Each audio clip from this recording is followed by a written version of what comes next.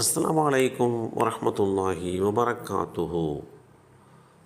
வேதமறை குர்ஆனும் நாமும் அல்லாஹுடைய தூதர் ஸல்லல்லாஹு அலைஹி வஸல்லம் அவர்கள் உபய் இப்னு கஅப் ரலியல்லாஹு அன்ஹு அவர்களிடம், வல்லமையும் மாண்புமிக்க அல்லாஹ் உங்களுக்கு குர்ஆனில் 98வது அத்தியாயத்தை ஓதி காட்டும்படி எனக்கு கட்டளையிட்டான் என்று சொன்னார்கள். அதற்கு உபய் இப்னு கஅப் ரலியல்லாஹு அன்ஹு அவர்கள், அல்லாஹ் என் பெயரை தங்களிடம் குறிப்பிட்டானா என்று கேட்டார்கள். அதற்கு அல்லாஹ்வுடைய தூதர் ஸல்லல்லாஹு அலைஹி வஸல்லம் அவர்கள், ஆமாம், அல்லாஹ் தான் உங்கள் பெயரை என்னிடம் குறிப்பிட்டான் என்று பதிலளித்தார்கள். அதை கேட்டு உபய் இப்னு கஅப் ரலியல்லாஹு அன்ஹு அவர்கள் மகிழ்ச்சி பெருக்கால் அழத் தொடங்கினார்கள், அழுது கொண்டிருந்தார்கள். இந்த செய்தி சஹீஹ் முஸ்லிமில் 4867 என்ற எண்ணிலே பதிவு செய்யப்பட்டிருக்கிறது. உக்பத் இப்னு ஆமிர் ரலியல்லாஹு அன்ஹு அவர்கள் கூறினார்கள், நாங்கள் மஸ்ஜிது நபவி பள்ளி வாசலில் திண்ணையில் இருந்தபோது அல்லாஹுடைய தூதர் ஸல்லல்லாஹு அலைஹி வஸல்லம் அவர்கள் புறப்பட்டு வந்தார்கள். அப்போது உங்களில் எவர் ஒவ்வொரு நாள் காலையிலும் ஃபுத்ஹான் அல்லது அகீக் சந்தைக்கு சென்று பாவம் புரியாமலும் உறவை துண்டிக்காமலும் பருத்த திமில்களை கொண்ட 2 ஒட்டகங்களுடன் திரும்பி வருவதை விரும்புவாரோ, அவர் பற்றி உங்களுக்கு நான் அறிவிக்கட்டுமா என்று கேட்டார்கள்.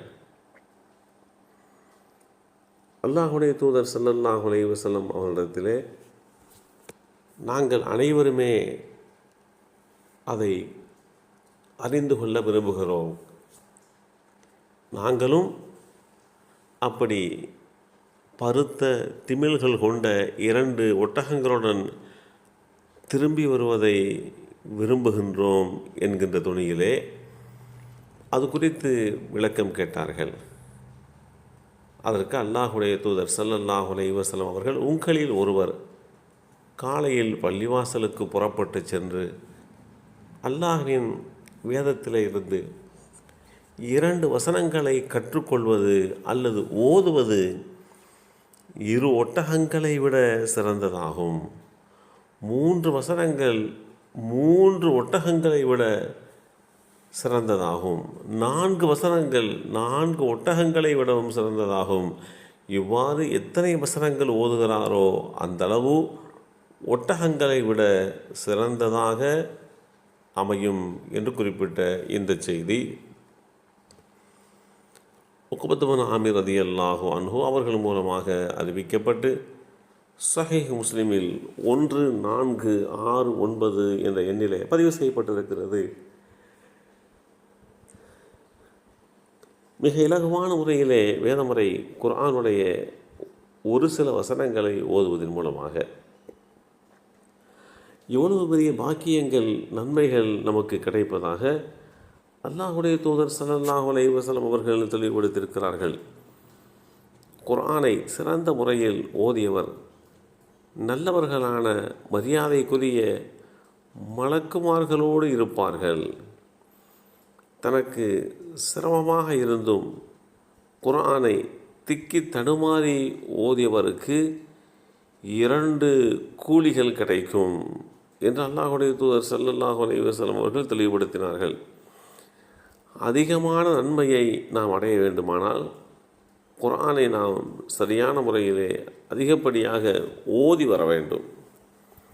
அல்லாஹுடைய வேதத்தில் ஒரு எழுத்தை ஓதியவருக்கு ஒரு நன்மை உள்ளது, ஒரு நன்மை அதுபோன்று 10 மடங்காக அதிகரிக்கப்படும் என்கின்ற செய்திகளை எல்லாம் அல்லாஹுடைய தூதர் ஸல்லல்லாஹு அலைஹி வஸல்லம் அவர்கள் தெளிவுபடுத்தியிருக்கிறார்கள்.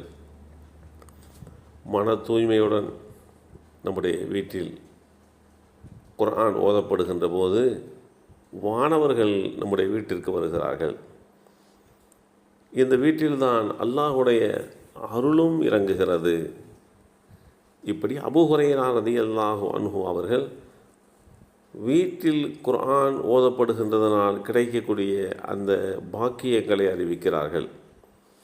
வீட்டில் குர்ஆன் ஓதப்படுகின்ற காரணத்தினால் அந்த வீட்டில் இருப்பவர்களுக்கு வாழ்வாதாரம் விசாலமாக்கப்படுகிறது. மலக்குமார்கள் அந்த வீட்டிற்கு வருகிறார்கள், ஷைத்தான்கள் அந்த வீட்டை விட்டு விரண்டோடுகிறார்கள். அதில் அபிவிருத்தி அதிகம் ஏற்படுகிறது.